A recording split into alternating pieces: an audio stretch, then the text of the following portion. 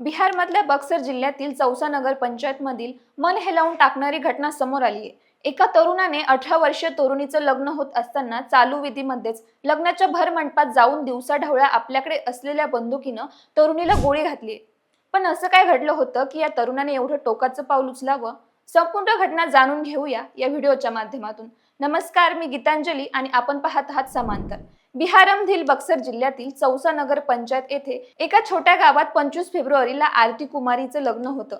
लग्नाची पूर्ण तयारी झाली होती। घर, मंडप, स्टेज सगळं काही अगदी सुंदर सजवलेलं होतं। 18 वर्षीय आरती कुमारीच्या लग्नाची सगळीकडे लगबग सुरू होती। लग्नाची वरात ही उत्तर प्रदेशातील बालिया जिल्ह्यातून आलेली होती। मंडपामध्ये सगळीकडे आनंदाचं वातावरण निर्माण झालेलं होतं। लग्न समारंभ सुरू झाला। नातेवाईक, मित्रमंडळी असे बरेच जण स्टेजवर जमले। आरती आणि नवरदेव अगदी थाटामाटात उभे होते। हार घालण्याचा विधी सुरू झाला। कॅमेऱ्यामध्ये व्हिडिओ शूटिंग सुरू होती। सगळेजण आनंदाने टाळ्या वाजवत होते। असं एकंदरीत मंडपात सुरू होतं। पण नवरदेव नवरी एकमेकांच्या गळ्यात हार घालणार तेवढ्यात एक मोठा आवाज आला। आवाज ऐकून सर्वच जण घाबरले। पळापळ सुरू झाली तर तो आवाज होता बंदुकीच्या गोळीचा। आणि गोळी लागली होती ती थेट जिचं लग्न होतं त्या आरतीला। आणि ती गोळी झाडली होती आरतीच्या शेजारीच राहणारा दीनबंधू मल्लाह या तरुणाने। दीनबंधू मल्लाह लग्न सुरू असताना आपला चेहरा झाकून अचानक स्टेजवर चढला। सर्व वऱ्हाडी मंडळी आपापल्या गोंधळात होते आणि कोणाला काही न कळू देता गर्दीतून मार्ग काढत दीनबंधू मल्लाह याने स्टेज जवळ पोहोचतात सर्वांच्या नजरा चुकवत आपल्याकडे असलेली बंदूक बाहेर काढली आणि थेट नववधूच्या वेशात असलेल्या आरतीवर गोळी झाडली। गोळी लागताच आरती स्टेजवर रक्ताच्या थारोळ्यात कोसळली। हे भयानक दृश्य पाहून लग्नातील वऱ्हाड्याची एका तारांबळ उडाली आणि त्याच्यात भीतीचं वातावरण तयार झालं। गोळी लागल्यानंतर आरतीला नातेवाईकांनी लगेचच सदर रुग्णालयात नेलं।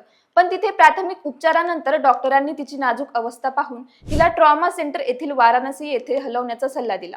कारण गोळी लागल्यानंतर आरतीचे खूप मोठ्या प्रमाणात रक्त वाया गेले होते। तर सध्या आरतीची प्रकृती चिंताजनक असून तिच्यावर उपचार सुरू आहे।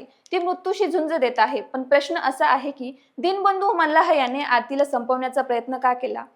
तर आरतीच्या नातेवाईकांनी दिलेल्या माहितीनुसार आरोपी दीनबंधू हा तरुण आरतीवर एकतर्फी प्रेम करत होता। आरतीचं लग्न माझ्याशीच व्हावं, इतर कोणाशीही होऊ नये अशी त्याची इच्छा होती। त्याने यापूर्वीही या लग्नाला विरोध केला होता आणि धमकीही दिली होती। त्या धमकीत त्याने म्हटलं होतं की जर ती माझी झाली नाही तर मी तिला कोणाचंच होऊ देणार नाही।